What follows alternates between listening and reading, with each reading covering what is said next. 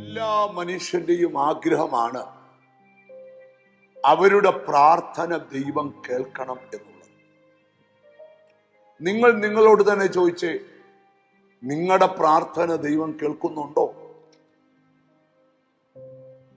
ഒരു മനുഷ്യന്റെ പ്രാർത്ഥനയും ആ പ്രാർത്ഥന ദൈവം കേട്ടിരിക്കുന്നു എന്ന് ഒരു പ്രവാചകനിൽ കൂടെ ദൈവം സംസാരിക്കുന്ന ഒരു സന്ദേശമാണ് ഇന്ന് നിങ്ങളോടുള്ള ദൂത്.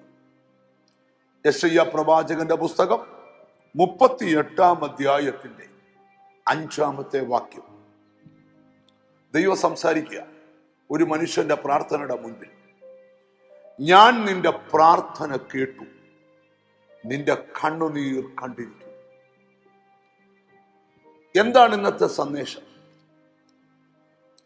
നിന്റെ പ്രാർത്ഥന ദൈവത്തിന്റെ കാതുകളിൽ എത്തിയിട്ടുണ്ട്. നീ ആരും കാണാതെ ഒഴുക്കിയ കണ്ണുനീർ ദൈവത്തിന് മുമ്പിൽ എത്തിയിട്ടുണ്ട്. ഇവിടെ ഒരു രാജാവിനോട് പ്രവാചകൻ ചെന്ന് പ്രവചിക്കുകയാണ്, നിന്റെ ഗ്രഹകാര്യം ക്രമപ്പെടുത്തിക്കോ, നീ മരിക്കാൻ പോവാ. സംസാരിച്ചത് ദൈവമാണ്. പക്ഷെ ദൈവത്തിന്റെ പ്രത്യേകത, ആര് കണ്ണുനീരൊഴുക്കി കരയുമോ ആ കണ്ണുനീരിനെ ദൈവം മറികടക്കത്തില്ല. ഇവിടെ മനസ്സിലാക്കണം, ആ രാജാവ് ചുവരിനേരെ തിരിഞ്ഞ് ദൈവത്തോടൊരു കരച്ചില് കരഞ്ഞ് പ്രാർത്ഥിച്ചു. ദൂത് പറഞ്ഞ പ്രവാചകൻ കൊട്ടാരം വിട്ട് പുറത്തിറങ്ങിയപ്പോൾ ദൈവം സംസാരിച്ചു, നീ തിരിച്ചു ചെല്ലണം, നീ ആ രാജാവിനോട് സംസാരിക്കണം. എന്തു സംസാരിക്കണം? നിന്റെ പ്രാർത്ഥന ഞാൻ കേട്ടിരിക്കുന്നു, നിന്റെ കണ്ണുനീർ ഞാൻ കണ്ടിരിക്കുന്നു, നിന്റെ ആയുസ്സിനോട് 15 സംവത്സരം കൂടെ ഞാൻ കൂട്ടിത്തരും എന്ന് പറഞ്ഞാൽ അടുത്ത 15 വർഷം നീ എന്തിനെ ഭയപ്പെട്ടോ ആ വിഷയത്തിൽ ഇനിയും ഭയപ്പെടണ്ട.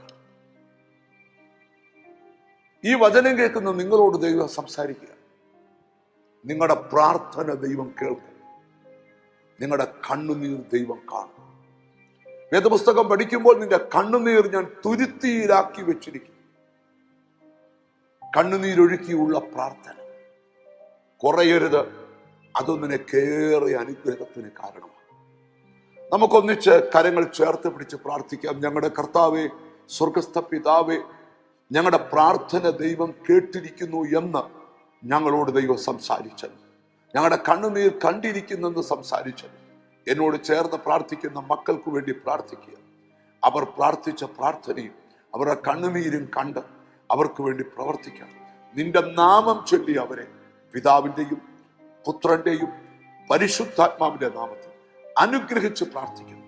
അവർ അനുഗ്രഹിക്കപ്പെടട്ടെ, യേശു ക്രിസ്തുവിൻ നാമത്തിൽ തന്നെ. ആമേൻ. നിന്റെ പ്രാർത്ഥന കേട്ടു, നിന്റെ കണ്ണുനീർ കണ്ടു, ഉടനെ നിനക്ക് ഉത്തരമുണ്ട്. God bless you.